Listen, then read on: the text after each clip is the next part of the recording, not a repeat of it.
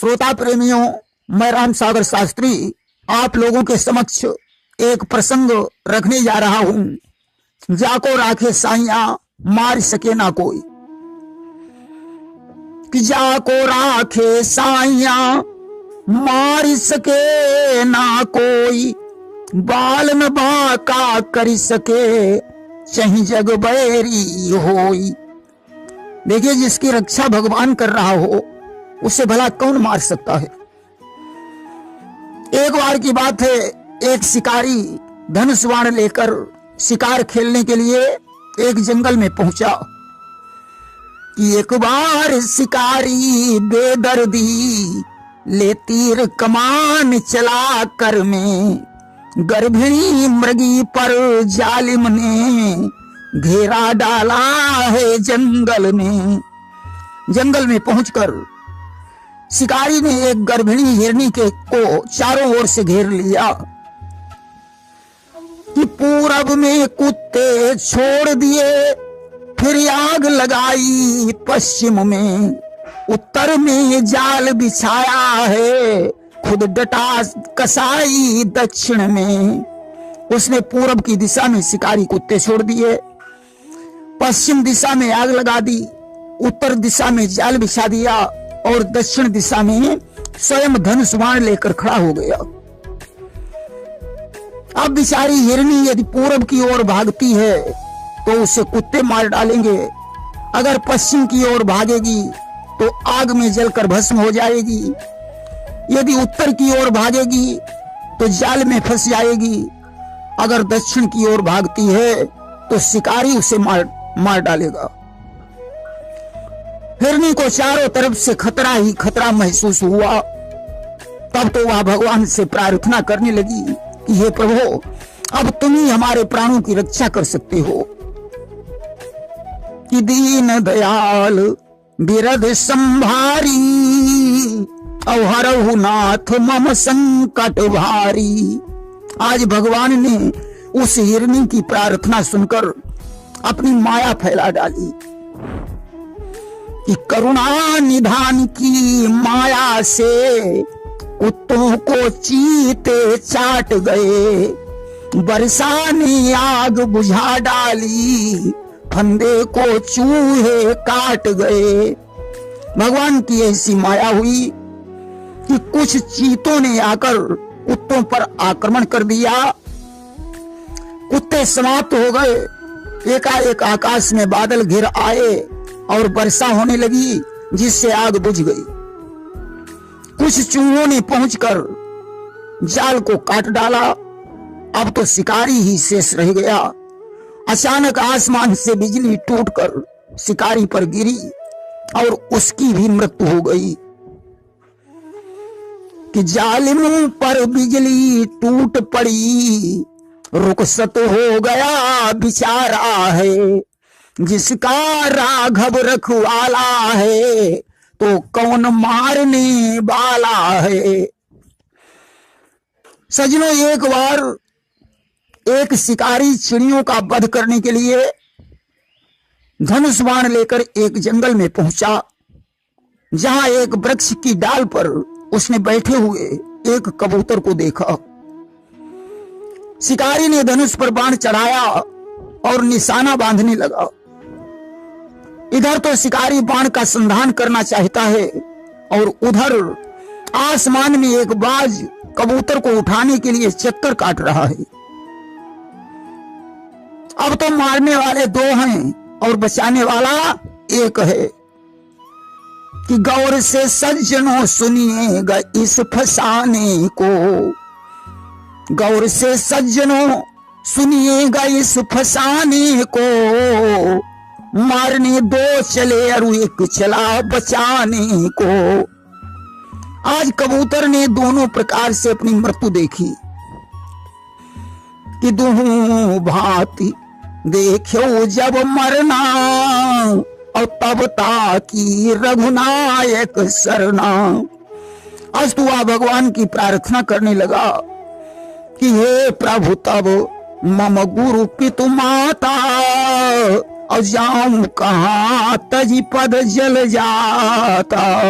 हे प्रभु, आप ही मेरे गुरु हो, आप ही माता पिता हो। मैं अनाथ अब आपके चरण कमलों को छोड़कर कहां जाऊं। अब आप ही मेरी रक्षा करो।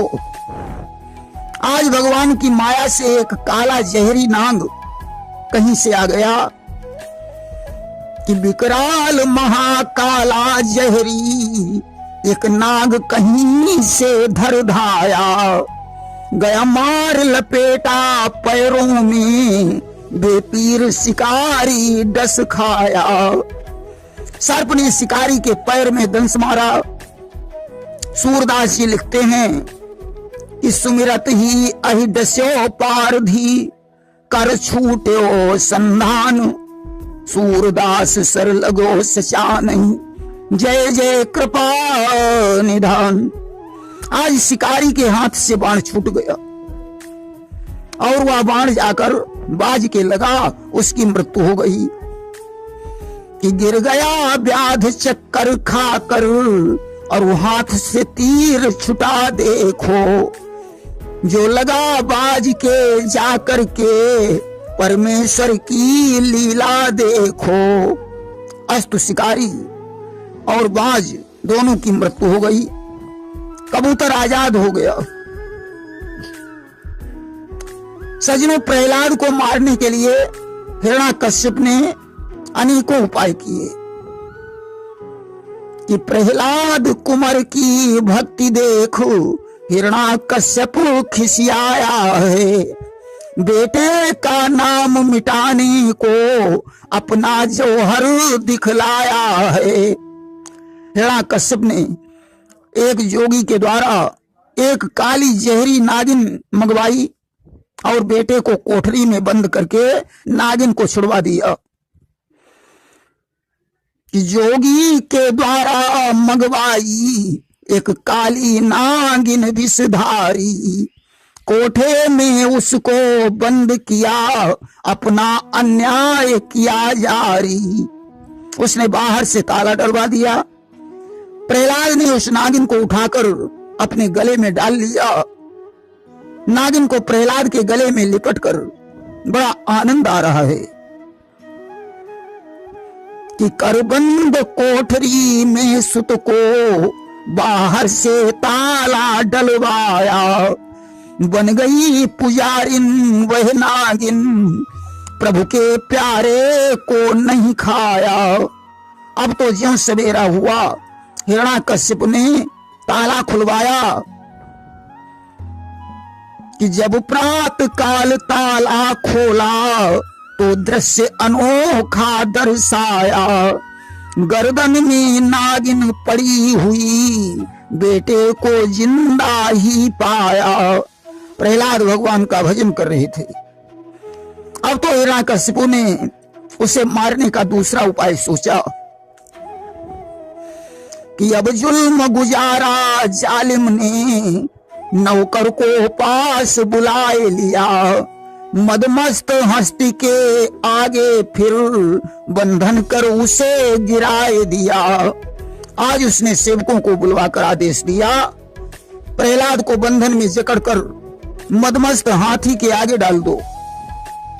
सेवकों ने वैसा ही किया, परंतु हाथी प्रहलाद का भक्त बन गया कि हथकड़ी बेड़िया खोल सभी, हाथी ने उसे उठाए लिया। सब धूल झाड़ कर गजपति ने पीठी पर उसे चढ़ाए लिया। हाथी ने उसकी हथकड़ी बेड़ियां खोलकर शरीर की धूल झाड़कर अपनी पीठ पर बैठा लिया कि जब देखा ऐसा चमत्कार तो क्रोध बदन में भर आया। आदेश एक नौकर को दे, पर्वत से उसको गिरवाया। अब तो हिरण्याकश्यप ने एक सेवक से कहा, जाओ इसे ले जाकर पर्वत से नीचे गिरा दो।